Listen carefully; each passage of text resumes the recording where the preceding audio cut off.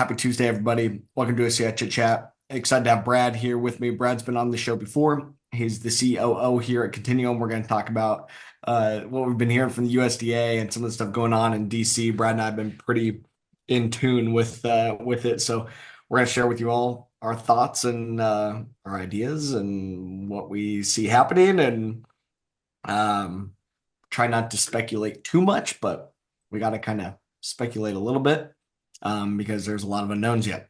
So we'll just share what we're seeing, what we're observing, what the conversations that we're having and stuff, and go from there. But let me tee things up the way we always do. This is the CI Chit Chat. At Continuum Ag, we have all kinds of CI or carbon intensity services we're offering, including getting farmers their CI score, which is calculating the carbon footprint per bushel. And that's done using the Department of Energy's GREET model. We'll talk about that some more. There's questions that came in specifically about GREET, so we want to hit on some of that here today. But we're calculating the CI score of the grains that we are harvesting because the carbon footprint of our farms is part of the carbon footprint of the supply chain. For the most part, we're talking about biofuels. We're talking about biofuels because there's a new tax credit called 45Z that starts on January 1, and it rewards biofuel producers for lowering their carbon footprint. And part of their footprint is the grain that they're sourcing. So that's where we fit in. And all of us on here, we all have a CI score. It's just, do you want to be the default, which is 29.1, or do you want to bring to the table your actual CI score? And we see there's emerging opportunity to be compensated based on what your CI score is. A little teaser on that. We've got a little report that we've been putting together about the existing CI pilot programs and talking about the current options that are out there for farmers to get paid for their CIs. I get that question a lot. Like, hey, is anyone actually paying for this? And the answer is yeah. Multiple different groups are paying for your agronomic data. Multiple groups are paying based on your CI score. But today it's fairly minimal. And it's because 45Z hasn't started yet. It won't start until January 1st. We don't have the rules for 45Z yet, not the final rules, which will have to be written by the Department of Treasury and the IRS because it's a tax credit, so it's under their jurisdiction. But yeah, we don't have all the rules yet, but there's still a lot of pilot projects going on today, paying farmers 2 cents, 5 cents, 10 cents, 15 cents per bushel for their data. They're just trying to kind of prove concepts and get the ball rolling a little bit. But overall, it's still going to take a little bit of time before this is really going. So anyway, we all need to be paying attention though. Excited to have you all on. Looks hopefully your harvest is going along well. We are just about to wrap up, and there's a little storm front coming through here this morning. So up working out this morning, it's like, why is it flashing outside? Then it's like, oh geez, that's lightning coming. We haven't seen lightning or rain in a long time. It's like 2 months of no rain down here, and at least in southeast Iowa. So anyway, all right. Without further ado, let's dig in here, Brad. So like I said, Brad's our COO. He farms as well up near Manchester. Brad, maybe I'll tee things up a little bit. So we want to hit on the USDA public hearings that they've had, or these public comment sessions. So what has gone down is that earlier this year, I believe it was the last day of May or so, the USDA put out a request for information. It might have been in June, I guess, now that I think about it. They put out a request for information. They gave about 45 days or so for people to provide feedback and respond to a big list of questions that they had. There was like 26 or 28 questions or something like that. It was pretty thorough. And the USDA was requesting information and requesting feedback about all these questions. And the concept was these questions, or the feedback that they wanted, revolved around quantifying the carbon intensity of feedstocks and low carbon feedstocks to be used for biofuels. So meaning we need to better understand low carbon feedstocks like corn, soybeans, and other oil seeds or other crops that can be utilized for biofuels. And the indication was, okay, yeah, this is going to influence whatever they utilize this data for. It's going to be influenced and utilized for the 45Z credit, but it's beyond that as well. And I think that's important to keep in mind. And one of the things that we've learned about is USDA is wanting to gather their thoughts and put together some rules, not just for 45Z, but for other concepts beyond 45Z, right? Maybe farm bill stuff, or maybe other tax credits or other farm programs, or just USDA definitions and stuff as well. So they asked for public comment. We provided some comment. We shared ours publicly. And I believe you can still go and look it up and find ours and find everybody else's. There was like 260 some people that responded. And overwhelmingly, the comments were, hey, don't use the bundle approach to quantify the feedstock carbon intensity like you did with 40B. Make this more open, use the GREET model. And there was all kinds of conversation about different crops that could be integrated, different practices that could be integrated, and different concepts for tracking the grain throughout the supply chain. I'm sure there's a lot of other stuff. Brad, what maybe you take us a little bit deeper on what you saw from the written feedback in July before we go further. Yeah, and I would say along with the bundle concept would also be booking claim as far as this concept of whether or not your score is going to be tied directly to the grain, or if you're going to be able to decouple them and sell your score and not have it associated with the grain, which but in concept it makes a lot of sense because what you would want to do is be able to have the farmer participate in whatever market is going to be most willing to pay for a CI score. And so for people who are not in the channels for ethanol, or if it just logistically doesn't make sense, like yours or my operation, Mitchell, Mhm. our corn goes to feed the hogs. So in concept, this whole lower carbon corn, if you were to keep the scores associated with the grain, I have to pay and you use carbon emissions to truck my grain to the ethanol plant, and Yeah. then I have to pay for someone to truck grain back. And so it doesn't make sense on a practical level if you were to do that. And so there was a lot of comments saying, let's just go ahead and decouple. That's called book and claim, is Yeah. basically to allow the disassociation from the scores from the grain to really open it up for all farmers and just make more practical sense. And so that was an overwhelming thing as well that we Yeah, and saw that was from. being pushed, especially at that point, by the Renewable Fuels Association. And I think, at least on our side, right? I'm kind of thinking out loud.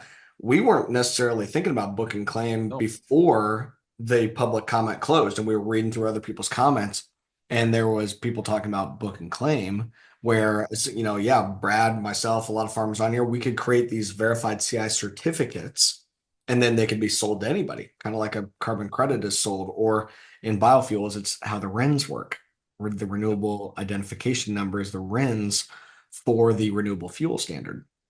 They are also, created, documented, and then sold via book and claim. So yeah, at that point, you're right, Brad, that in July there is when we saw, okay, hey, people are wanting to do this with a book and claim system. And we started thinking through that, like, holy smokes, this would be amazing for our farms and would allow for a lot more farmers to participate. Farmers who maybe don't have on-farm storage, your local ethanol plant isn't, participating, or they don't have a low enough CI score, or they're holding out for a carbon pipeline, or whatever they are talking about. It doesn't matter. But now, if it is book and claim, you could sell the CI certificates to any ethanol plant. So at that point, that's when we kind of started more thoroughly building out our marketplace as well. And at Continuum, we've been building a marketplace and some infrastructure to facilitate these transactions. And we've got an array of projects going on with other softwares that we can connect the farmer data into the existing softwares to make this really a streamlined process, and make it easier for farmers to plug their data in. So yeah, there's a good point though, Brad. So the public comment, written comment back in July. I put the link in the chat if anyone wants to see. That was the USDA's press release about it, and there's links in there that I believe you can go and see the actual written comment. But anyway, so in July, the public comment closed. It was kind of quiet there for a little while. And then the USDA said, hey, we're going to have 3 hearings to hear verbal comment. And we've been talking about these. And I know some of you have been able to tune into those. We tuned into all three of the USDA hearings. I spoke on behalf of Continuum and our farmers. Brad spoke on behalf of his farm. Our VP of Sales, Blaine, spoke on behalf of his farm. And my dad spoke as well on behalf of the farm. There was a lot of different folks that spoke at each one of these sessions. So three different sessions, each one anywhere between an hour, and the last one was 2.5, almost 3 hours long. And on each session, there was usually 100 people, or like in the last one, there was close to 200 people. So pretty decent, amount of folks that were listening. On each session, people had the opportunity to raise their hand in using like the Zoom feature, right? Raise your hand, and they took turns letting people speak. You were supposed to speak for 3 minutes. Most people did a pretty good job of that. Some people got a little long-winded, and public comments were held.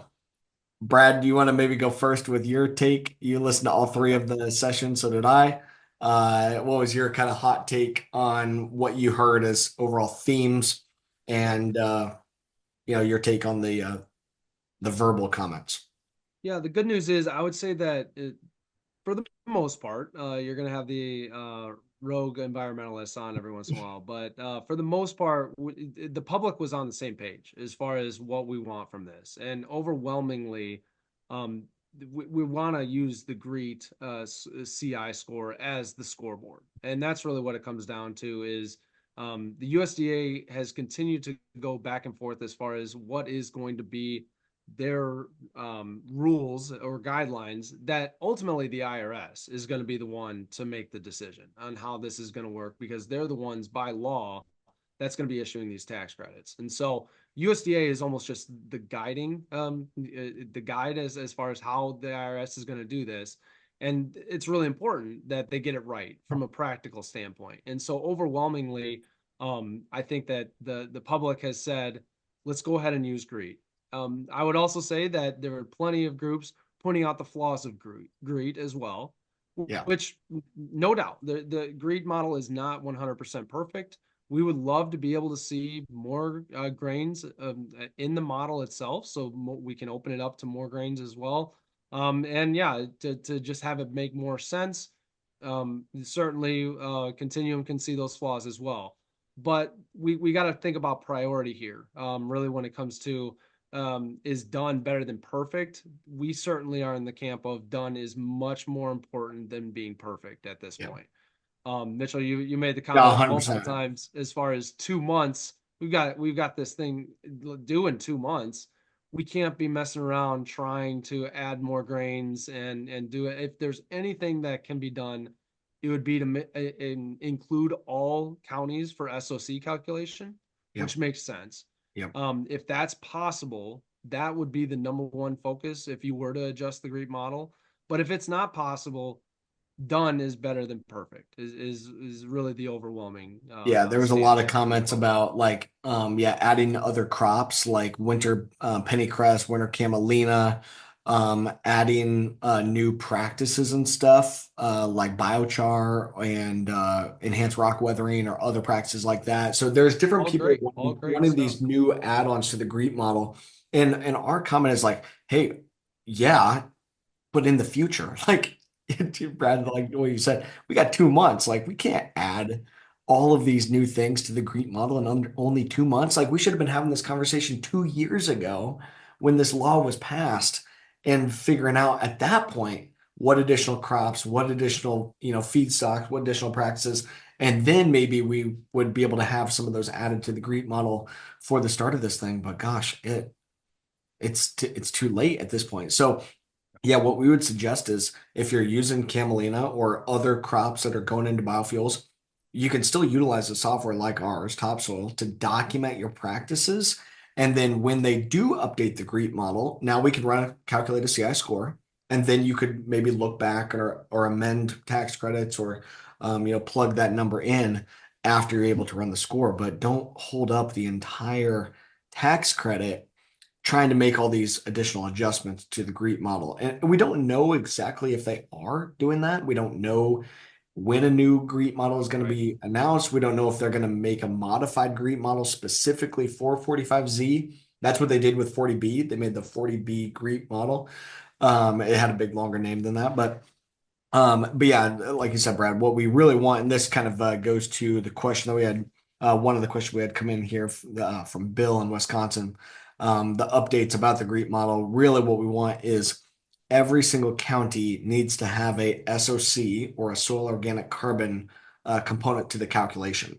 And unfortunately, right now, if you get further from the Corn Belt, or at least further from the I states, I should say, Mhm. further from the I states, you may not have a SOC calculation as part of your CI score. You can still Which get a CI lowers your score. score, It, innately it tanks your lowers your score. score. Yeah, so you could use a cover crop, you could use no-till, but that's no different than if you weren't using those. Like checking the box of cover crop in certain counties isn't even factored in because that county doesn't have an SOC calculation and therefore isn't able to factor in the use of that cover crop. And it creates major winners and losers that you may be directly adjacent to a county that does have that calculation. And the farmer in that county could be doing the same practices as you in the next county over, but your CI score could be 15, 20 points different based on the Yep. SOC. So it really um, could create some winners and losers. And I think, in a government program, they want to try to level the playing field and allow everyone in. And that's why one of the things that we have been advocating for is to utilize those adjacent counties or utilize proxy SOC calculations in there to avoid creating those winners and losers. And it might not be a super nuanced SOC calculation for each county, but use an adjacent county that does have an SOC calculation, be conservative, and not unwittingly create these winners and losers. So, and we've expressed that to the guys at USDA. Of course, this calculator it's owned and housed under the Department of Energy. So, the Department of Energy owns and updates the GREET model. Department of Ag is just providing feedback and stuff. Like Brad said, they're not writing the rules here. They don't, this is not underneath their jurisdiction. But they're still trying to grasp this, and it very obvious that they're being asked to help and provide feedback and stuff. But ultimately, the rules for 45Z falls under the IRS and Department of Treasury, and the GREET model itself falls under Department of Energy. So, but yeah, we've been pushing on them like, hey, make it level playing field for everyone and allow everyone to participate. And uh, nobody gave a more eloquent feedback than Mr. Brad in Oh no. in verbalizing exactly that of Yep. make the rules good enough for now so that people want to play ball Yep. versus not making them good enough. Brad, this is an amazing story. It's by far Yeah. the most creative comment that occurred in all three of the feedback sessions. I'll let you tell the story. I'll Yeah. fill Yeah. in I if you mean, screw it up though, Brad. please do. Yes. So I mean, basically, what I'm trying to think of this is I'm trying to put myself in USDA shoes and really, from a 10,000 foot level, what are we trying to actually accomplish is having farmers implement regenerative practices. Well, that includes you have to actually incentivize the farmers to do the practices. And so my real fear here is this concept of using a bundle approach versus the CI score GREET model. And 40B, we saw the bundle approach, and really it came back as a huge thud. And that's what I'm fearful of with this new ruling for 45Z, because what it does is by using a bundle approach, it forces farmers to bite off a big chunk. If you're brand new to this regen space, you have to do multiple practices that you're not used to in order just to qualify. And then on top of that, the incentive structure, if you do all of those practices, just isn't that great compared to if you were to actually run a CI score. Mhm. I could understand from the USDA's perspective, maybe they had in their mind that maybe doing a check the box bundle approach might be easier for the farmer as opposed to putting in all of your data into a model, have it spit back a score. my argument was that it really is not that's not the worry here as far as farmers providing the data or checking the box. The worry is spending the time validating and proving the practices. That's like Continuum.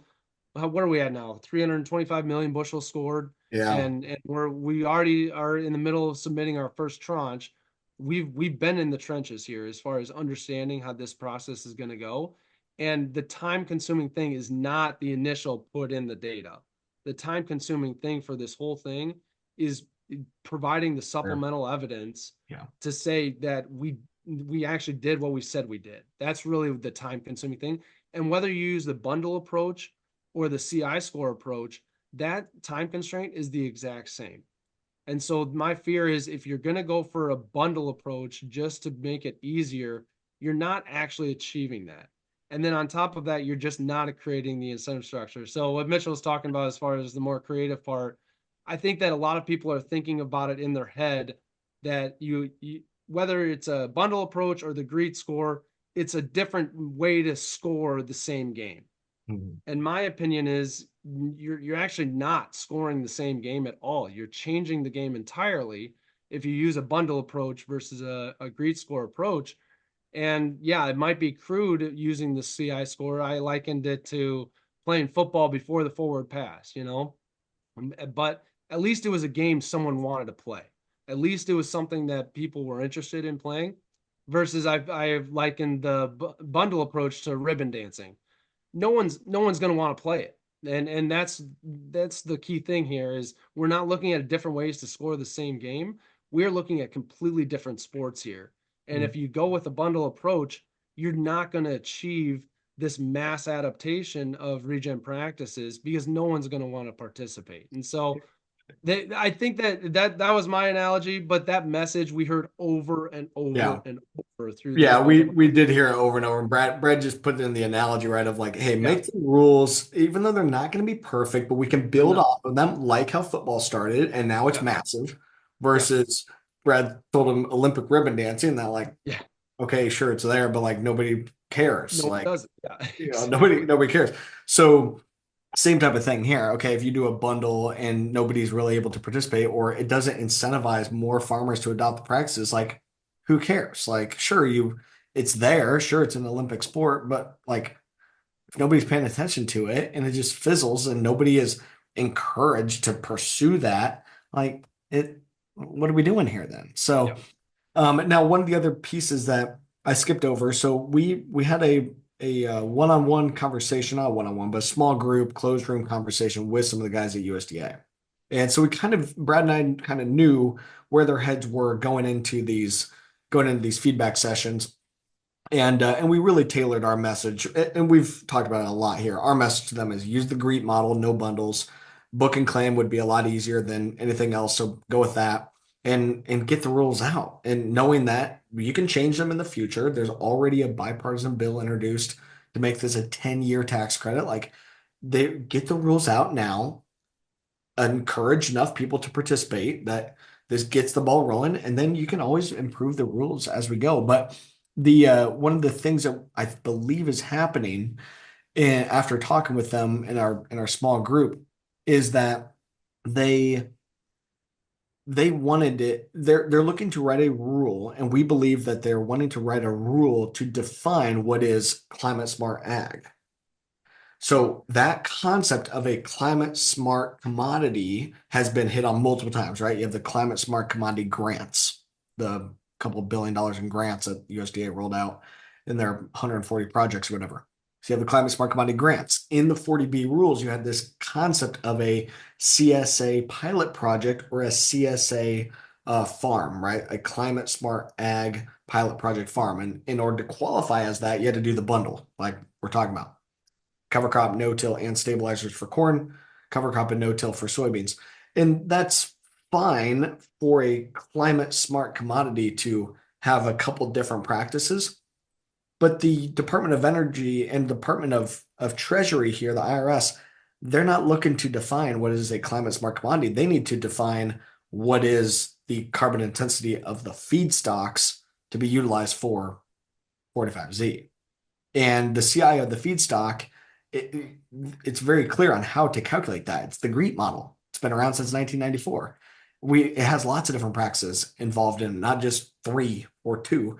Lots of different ways that you can improve your score, and lots of different ways to incentivize farmers to adopt practices at their own pace. Now, you're going to be heavily encouraged to use cover crops or use no-till or reduce synthetic fertilizer because those are the biggest drivers to lower your score.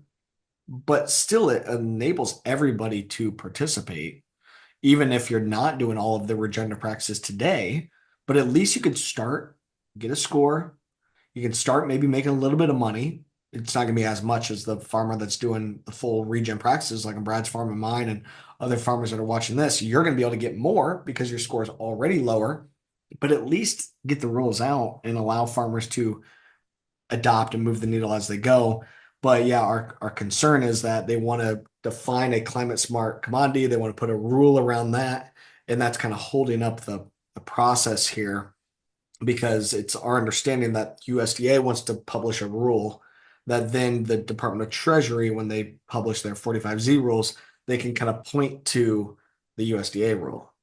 And that's what's holding up a lot of the progress right now.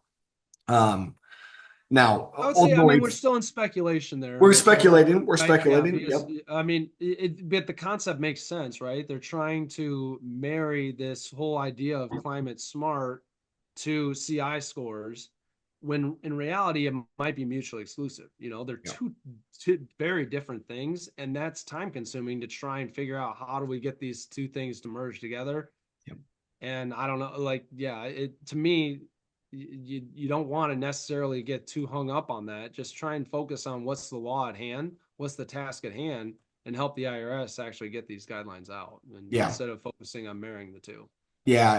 Exactly. Get some of these nuances can be later, and you're going to get more Yep. prep. Like our argument to them has been by allowing farmers to be creative and adequately incentivizing them with something like 45Z, that is by far the biggest financial carrot that we have seen for Mm-hmm. pushing the adoption of these conservation practices. By incentivizing the outcome here, you're going to get the adoption that you want because the Yep. maths and giving farmers a new scoreboard. This is the first time since the yield monitor and since really being able to quantify your actual bushels as you're going across the field. That's the first time there's a new scoreboard for ag. And we just think that, and we're seeing it, right? We've got hundreds of millions of bushels scored. We've got hundreds of thousands of acres already paying to go through a verification. Like, that's incredible. Like, farmers are proactively wanting to go figure this out, Yep. wanting to come to the table. We're just seeing that and just so encouraged by it. But yeah, it boils down to we got to continue to nudge on USDA, continue to nudge on Department of Treasury, continue to nudge on our elected officials as well. Obviously, the problem in a lot of these folks making the decisions, they're not elected officials, right? They were appointed, um, or they're just salaried folks in DC. So the problem is, our local folks like Marinette Miller Meeks, who's been on the show before. Um, they don't have the final say so here. So we got to keep pushing however we can. Um, be watching for this, and really, we encourage everyone to encourage your contacts in DC to get the rules out sooner rather than later because we need to know the rules of the game so that we can make decisions and we can keep moving forward. We encourage you to get your free CI score at Topsoil, topsoil.ag. And also, we have another webinar here later today. Sometimes we've canceled these CI Chit Chats, but we wanted to talk about the USDA info while it was still really, really fresh and new. Those feedback sessions just ended here recently. So, Yeah. but here later today, I believe at noon? Yeah, noon today. I've got Hans Renchi joining me. We've worked with Hans' family is huge into a lot of these conservation practices. They've been monitoring the carbon markets for a long time. Um, Hans' dad, Ben Renchi, is uh, fairly well-known farmer, and they won top producer of the year a couple years ago, stuff like that. And so Hans is kind of their guy that's been monitoring a lot of these sustainability programs. He also is part of the Nuffield Scholar Program right now as well. So I want to have Hans on, and we're going to talk about a couple different things here. So join us at noon here today. If you're hearing anything else coming out of DC other than what we're sharing today, we would love to have the conversations and love to discuss that. But really, it boils down to use the GREET model, no bundles. Use book and claim is going to be the easiest, best way to get this off the ground and get the rules out sooner rather than later because we need to know what the heck is going on here. So there's a lot of infrastructure still got to be built. There's a lot of programs that got to be developed. And living within all these unknowns is just holding up progress. So, Brad, any final closing thoughts there? Time to finish up harvest here. Thanks so much for everyone hopping on. You might be getting rained on here today, Brad. This front looks like it's going right towards you. We'll see what happens. You better harvest quick. Yeah, that's right. But yeah, everyone be safe as you're finishing up harvest too, like we are. And we will see you next Tuesday, but join us today at noon here as well. We'll talk to you all here next time. Thanks, everyone.